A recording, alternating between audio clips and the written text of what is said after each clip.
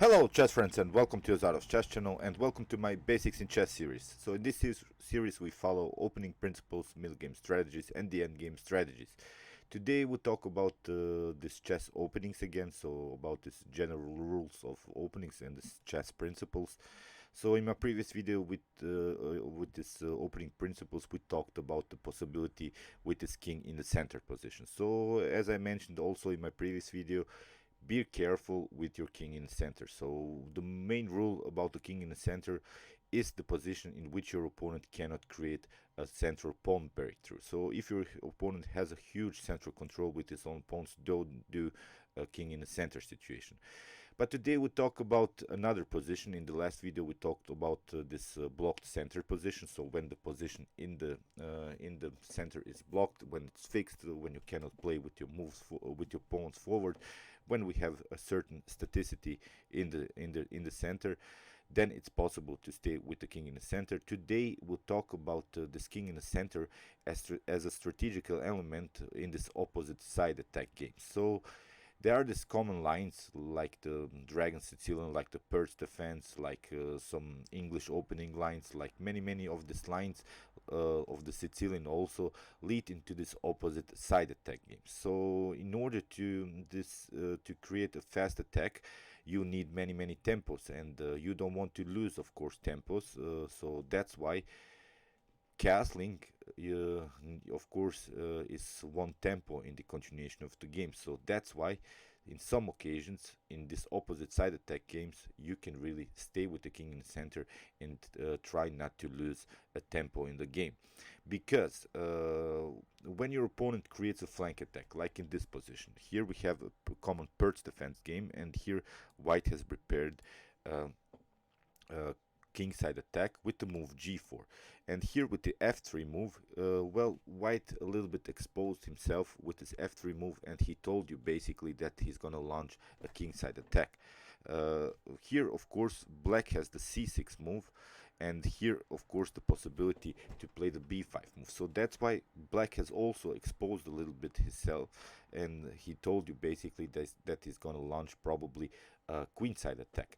So the Pert's defense is a common opposite side attack game, so that's why here both players will create an opposite side attack, and that's why we don't want to lose any tempo. So that's why it's important to maybe stay with the king in the center and wait your opponent what is gonna do in the continuation of the game. But there is also one rule to follow about this king in the center.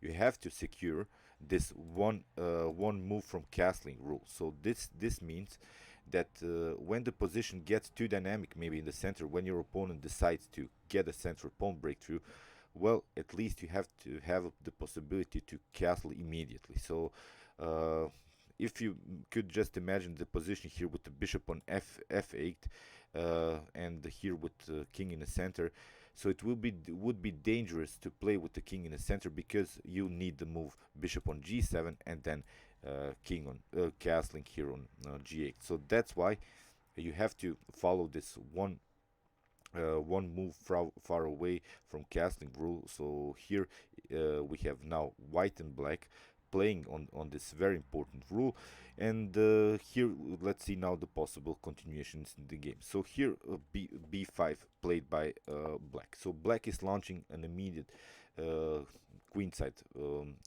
attack. Here white is trying the g4 move. So we have now the common opposite side attack game. That's why we're staying a little bit in the center.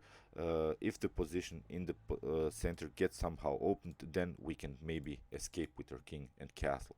Here h5, also common move in this opposite side attack games to block your opponent's attack. Here we are already challenging white's g4 move, and of course here a potential h3 would be bad, because here after h takes g4 and then f takes g4 we can take even bishop takes on g4, and we have a powerful attack here on the h file. So that's why you see here with this h5 move now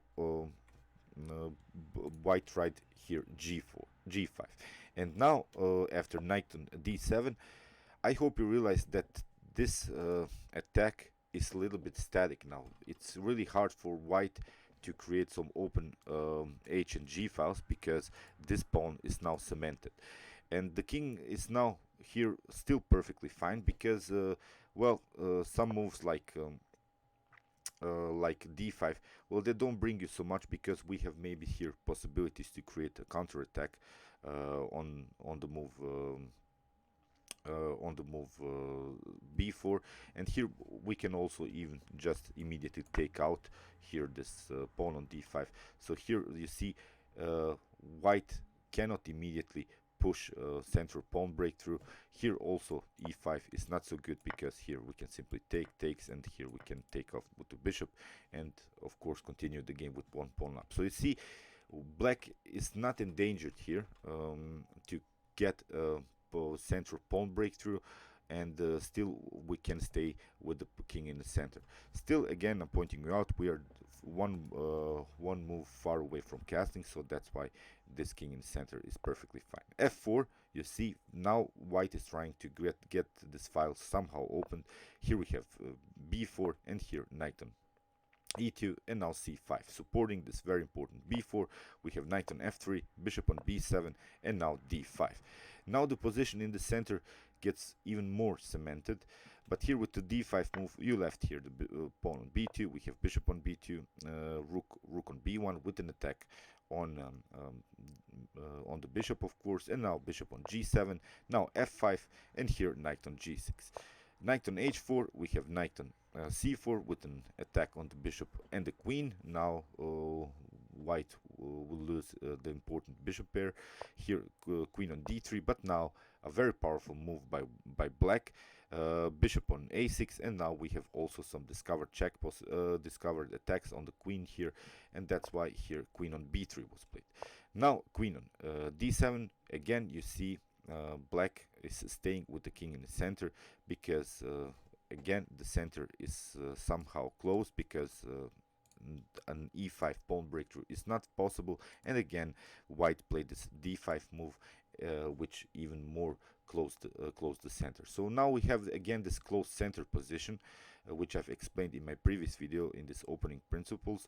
So that's why here again black forced white to do some pawn moves in order to get this center closed. Now the king is really perfectly fine here.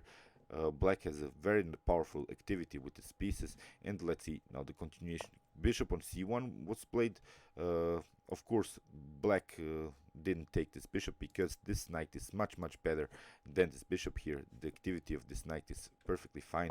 Here knight on e5, cementing now again the center. You see, we are creating again a blockade in the center. We are not allowing a central pawn breakthrough. Bishop on h3, and now queen on b5, pardon me. It was a very powerful attack. Now bishop on f1 had to be played, and now queen on a5, sneaking in a little bit in black's position. Here knight on f4, and now c4. We have queen on b4, and here white found a very nice tactical shot. Knight on d3 with the check. Here c takes d3 was played, but now bishop on c3, queen takes on c3, and here queen on c3. So although, believe me or not, black lost this game. It was a game played by Parimarian Negi against Katarina Lano. Here the evaluation is +3 for black, so it's -3. But black lost the game here with the queen on the board with a huge blunder. But here I hope you realize this was a winning position for black, with a huge activity with the queen and with the king still in the center. Although white also stayed with the king in the center, but white tried to open the center. You saw that white tried somehow to open the center with the king in the center himself, and got punished because of that. Black played on a very nice blockade against some pawn moves and found some good activity with his pieces. So let's see now another example. Again, we have a so-called directed attack. So again, we have this opposite side attack. Here black tried knight from g to e7, with the preparation, of course, to play the move f5 and then maybe launch a kingside attack.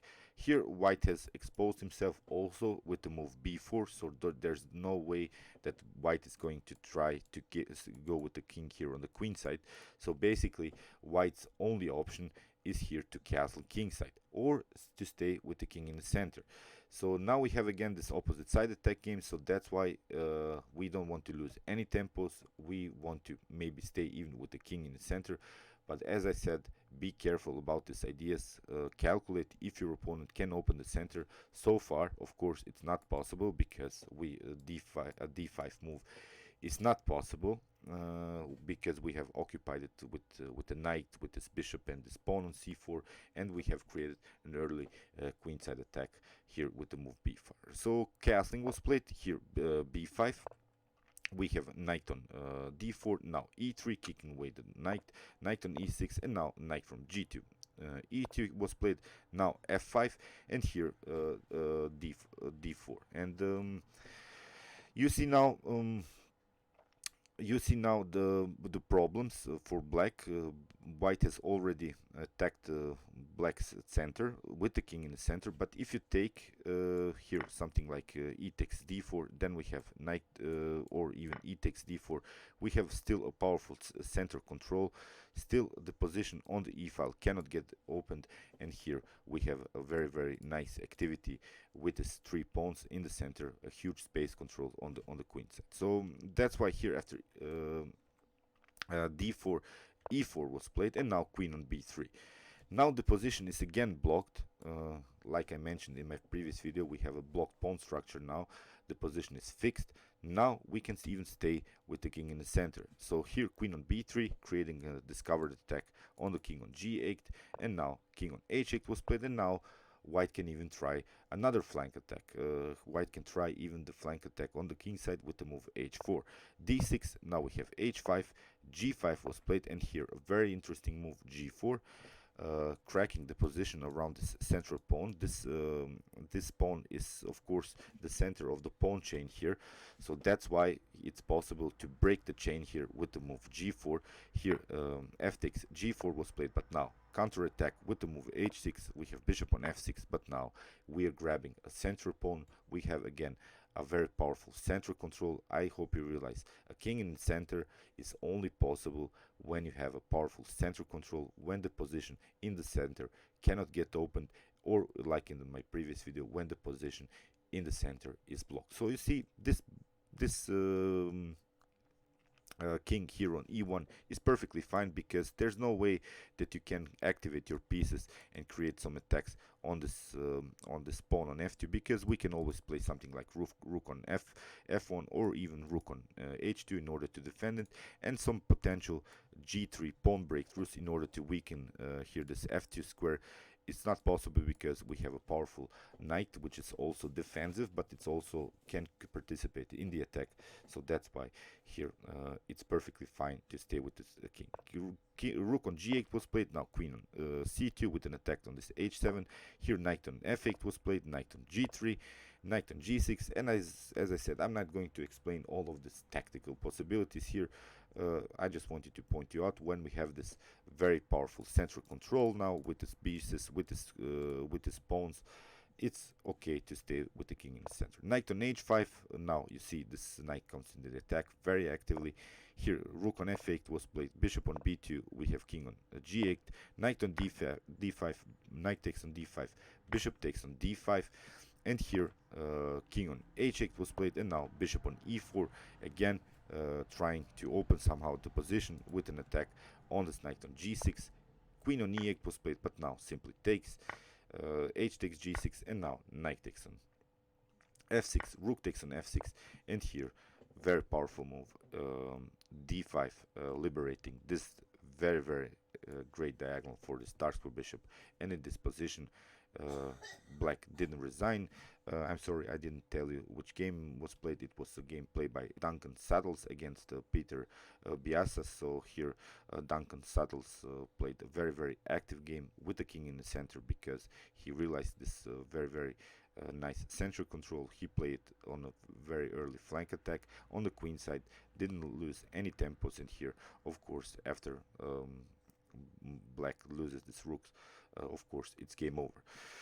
So I hope you realize these ideas. As I said, be careful when your opponent can't play something in the center with his pawns. When the position in the center can get open, don't do that. Don't stay with your king in the center.